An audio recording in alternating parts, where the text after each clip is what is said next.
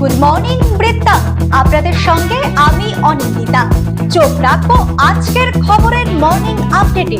আজকের আবহাওয়া কেমন যাবে, আমাদের সঙ্গে টেলিফোনে রয়েছেন আমাদের প্রতিনিধি।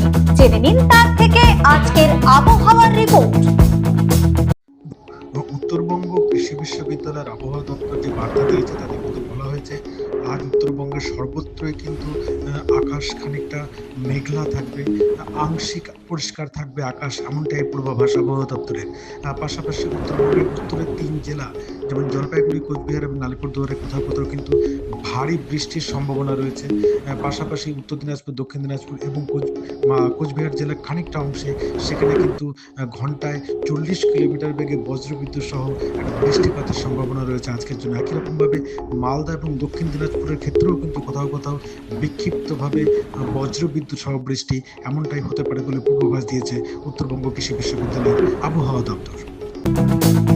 কি বলছে আজকের গ্রহ নক্ষত্র তিথি, রাশি অনুযায়ী কেমন যাবে আজকের দিনটি জেনে নিন। জয় মাতৃনয়নী। আজ অর্থাৎ 13ই মার্চ 28শে ফাল্গুন, শুক্রবার, দশমী তিথি। চলুন জেনে নেই আজকের রাশিফল। মেষ রাশির জাতক জাতিকার ক্ষেত্রে প্রতিযোগিতায় জয়লাভ হবার সুযোগ থাকবে আজ। বৃষ রাশির জাতক জাতিকার ক্ষেত্রে অর্থ বিনিয়োগে লাভবান হবেন আজ। মিথুন রাশির জাতক জাতিকার ক্ষেত্রে মনে কারণে ভয়ের সঞ্চার হতে পারে। কর্কট রাশির জাতক জাতিকার ক্ষেত্রে বিপদের সম্মুখীন হবেন আজ। সিংহ রাশির জাতক জাতিকার ক্ষেত্রে পিতার জন্য দুশ্চিন্তা বৃদ্ধি পেতে পারে। কন্যা রাশির জাতক জাতিকার ক্ষেত্রে ভুল বোঝাবুঝি হতে পারে আজ। তুলা রাশির জাতক জাতিকার ক্ষেত্রে নানান উপায়ে আর্থিক উন্নতি হতে পারে আজ। বৃশ্চিক রাশির জাতক জাতিকার ক্ষেত্রে কাজে কর্মে সমস্যায় পড়তে হবে আজকের দিনে। ধনু রাশির জাতক জাতিকার ক্ষেত্রে অর্থ ক্ষতি বা অর্থ নষ্ট হতে পারে আজ। মকর রাশির জাতক জাতিকার ক্ষেত্রে শুভ কোনো কাজ হতে পারে আপনার হাতে।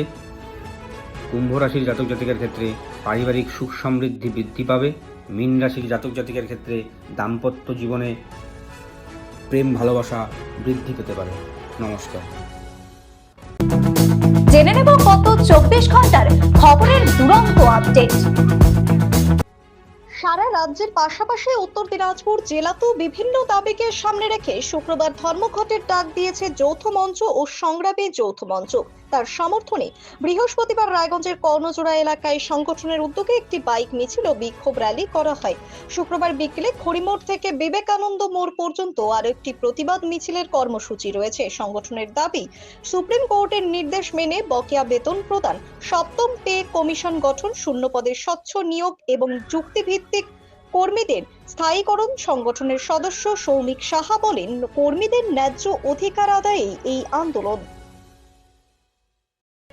মধ্যপ্রাচ্যের যুদ্ধ পরিস্থিতি ঘিরে এলপিজি সিলিন্ডার সংকটের আশঙ্কায় আতঙ্ক ছড়ালে উত্তর দিনাজপুরে এখনই কোনো অপ্রতুলতা নেই বলে জানালেন জেলার নবনিযুক্ত জেলাশাসক তানভীর আফজাল।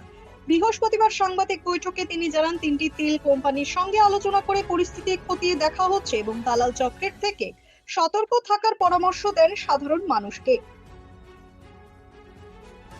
দালাল চক্রের দৌরাত্ম্যের অভিযোগে চাঞ্চল্য ছড়ালো ইসলামপুর কোর্ট চত্বরে। অ্যাফিডেভিট করিয়ে দেওয়ার নামে সাধারণ মানুষের কাছ থেকে মোটা টাকা নেওয়ার অভিযোগে এক ব্যক্তিকে হাতে নাতে ধরে ফেলেন আইনজীবীরা। পরে তাকে ইসলামপুর থানা পুলিশের হাতে তুলে দেওয়া হয়। ঘটনায় আরো কেউ জড়িত থাকতে পারে বলে মনে করছেন আইনজীবীরা।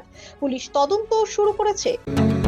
প্রতিদিনের প্রতি মুহূর্তের খবরের আপডেট পেতে চোখ রাখুন নিউজ বৃত্তান্তের ফেসবুক পেজে। সাবস্ক্রাইব করুন নিউজ বৃত্তান্ত ইউটিউব চ্যানেলকে।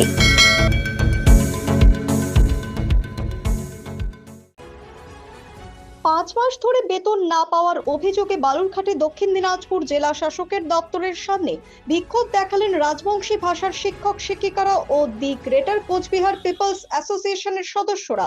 বকেয়া বেতনের দাবিতে শহরে মিছিল করে গণ অবস্থান কর্মসূচি পালন করা হয়। অপ্রীতিকর ঘটনা এড়াতে এলাকায় মোতায়েন ছিল পুলিশ বাহিনী। মধ্যপ্রাচ্যে যুদ্ধ পরিস্থিতির জেরে জ্বালানি সংকটের আশঙ্কা দেখা দিয়েছে বিশ্বজুড়ে। এরই মধ্যে কেন্দ্র সরকারের তরফে গ্যাসের দাম বাড়ানো হয়েছে। পাশাপাশি বিভিন্ন জায়গায় সিলিন্ডারের যোগান নিয়েও অভিযোগ তুলেছেন সাধারণ মানুষ। অনেক ক্ষেত্রে অনলাইন বুকিং নাম্বার কাজ না করা এবং সিলিন্ডার পেতে দেরি হওয়ার অভিযোগ উঠেছে।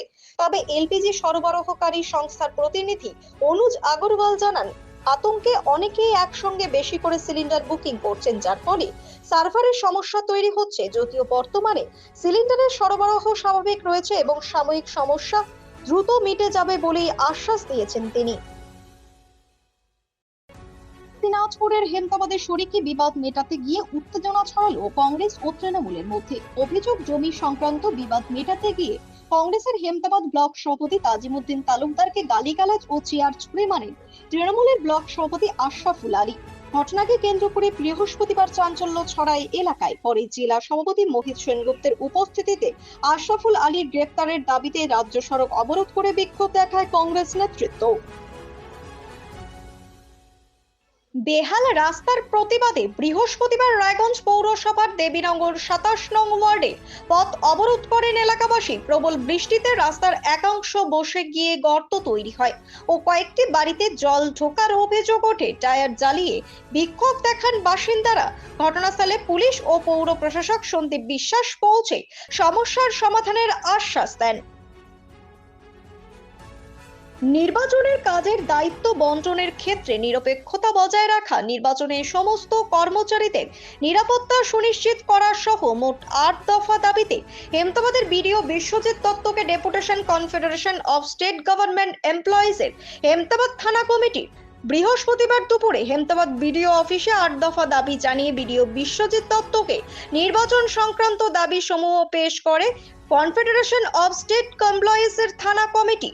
সংগঠনের জেলা কমিটির সম্পাদক সঞ্জীব ব্যানার্জি, হেমতাবাদ ব্লক থানা কমিটির সম্পাদক মানবানন্দ দাস সহ অন্যান্যরা উপস্থিত ছিলেন এদিনের কর্মসূচিতে।